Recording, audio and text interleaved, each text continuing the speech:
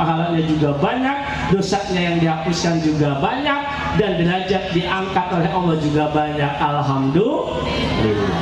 Ini keutamaan mencari ilmu. Yang kedua, orang yang mencari ilmu itu, ahli ilmu itu lebih utama daripada ahli ibadah. Kenapa saya katakan demikian?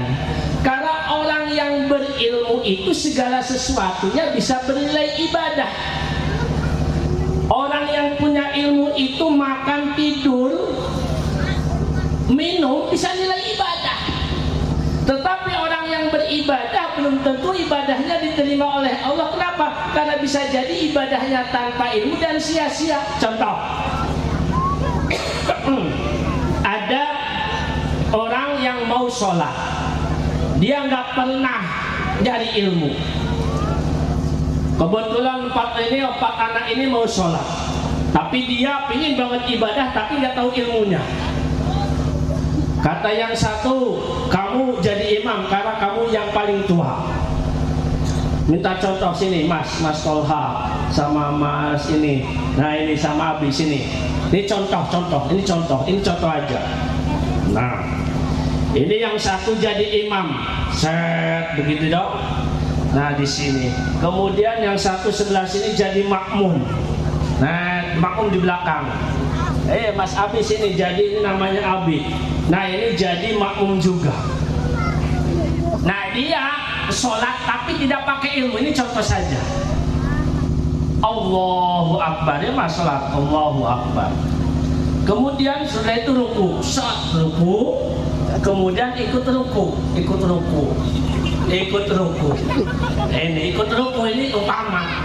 Ketika lagi ruku, si ini itu tiba-tiba kentut, brut.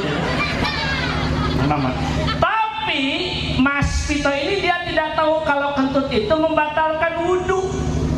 Kentut itu membatalkan wudhu berarti membatalkan sholat. Karena dia belum tahu ilmunya, dia tetap aja ketika imamnya iktidal, dia iktidal. Lah yang satu si Abi ini tahu kalau kentut itu membatalkan wudhu dan membatalkan sholat. Dia maksudnya bagus, tapi dia tahu kalau ngomong di dalam sholat juga membatalkan sholat. Kata si Abi, Mas kamu batal kentut wudhu disik. Imam menyelutuk, kata imam, untungnya orang kentut karena orang ngomong jadi orang batal. Bubar itu sholatnya. Kenapa? Karena sholatnya tidak menggunakan ilmu. Kan begitu. Ada lagi yang lagi ibadah, dia tidak pernah tahu kalau sholat itu harus menggunakan bahasa Arab. Ini kata ini orang Arab, Allahu Akbar. Kebetulan kalau ini orang Jawa, gue mentang-mentang orang Arab pakai bahasa Arab, yang ngomong Jawa yang pakai bahasa Jawa. Kata ini yang makmumnya dari Jawa, Gusti Allah sing gede pisan. Lah ini kebetulan dari Sunda. Kata dia, ini pakai bahasa Arab, ini pakai bahasa Jawa. Ya saya dari Sunda, ya pakai bahasa Sunda. Kata dia, Gusti Allah anu kalintang ageuna. Ada lagi yang dari Padang, kata Batang, orang Arab pakai bahasa Arab, orang Jawa bahasa Jawa, orang Sunda bahasa Jawa. Ya aku ya dari Padang, ya pakai Padang. Atu anallah nan gadang. Sebelahnya dari Batak, orang Jawa pakai bahasa Jawa, Arab pakai bahasa Arab, Sunda pakai bahasa Sunda, Padang pakai bahasa Batak. Ya aku dari Batak ya pakai bahasa Batak. Ya Badir ya Togak Allah nagoda. Itu kalau salah seperti itu batal, tidak ada yang sah. Kenapa? Karena tidak pakai ilmu. Kenapa harus pakai ilmu? Supaya ibadah ini benar. Makanya orang yang berilmu itu dia apapun bisa jadi ibadah. Tapi orang yang beribadah belum tentu ibadahnya diterima oleh Allah kalau tidak menggunakan ilmu. Duduk lagi. Paham ya Bu ya? Itu kenapa pentingnya ilmu. Makanya kata Nabi dalam kitab Durratun Nasim, julusul ma'al ulama'i sya'atan khairu min ibadati nawafil alfi raqatin. Duduk bahasa Jawa nopo? Lenggah. Nah, lenggah. Ma'al ulama sa'atan, beserta para ulama sesaat, satu ya bisa sejam, bisa 2 jam. Khairun, itu lebih baik daripada sholat sunnah 1000 rakaat. Alhamdulillah. Kenapa kok bisa demikian? Karena yang namanya sholat sunnah itu hukumnya sunnah. Ratusan rakaat, ribuan rakaat, jutaan rakaat, miliaran rakaat tidak bisa mengalahkan satu yang hukumnya wajib. Kenapa? Karena hukumnya sunnah. Jadi panjenengan ini nilai pahalanya lebih baik daripada sholat sunnah 1000 rakaat. Kenapa? Karena lagi mencari ilmu yang hukumnya Makanya orang yang berilmu itu apa-apa bisa jadi ibadah. Orang yang berilmu itu apa-apa bisa jadi ibadah. Makannya bisa jadi ibadah, minumnya bisa jadi ibadah, tidurnya bisa jadi ibadah karena pakai ilmu. Ini ibadah, itu ibadah, di mana-mana ada ibadah.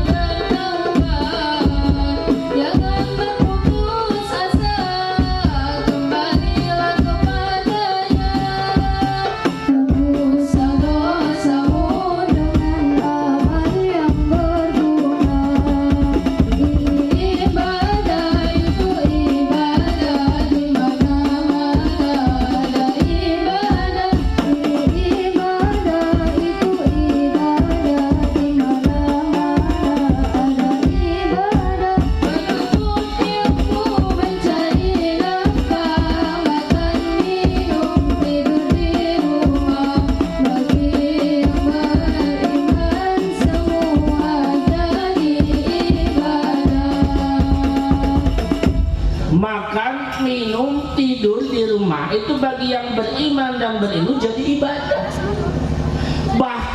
Bahkan orang lagi jemur apa itu namanya, kerupuk ya. Ini biasanya apa bapak-bapak jemur kerupuk atau apa itu? Jemur kerupuk ya. Itu jemur kerupuk apa namanya? Kerupuk mie ya. Itu ibadah itu kalau tahu ilmunya.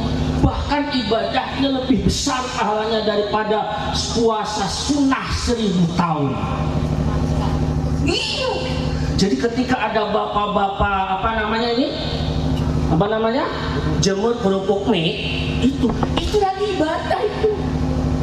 ibadahnya bahkan lebih besar daripada, nilai pahalanya lebih besar daripada puasa sunnah 1000 rakaat.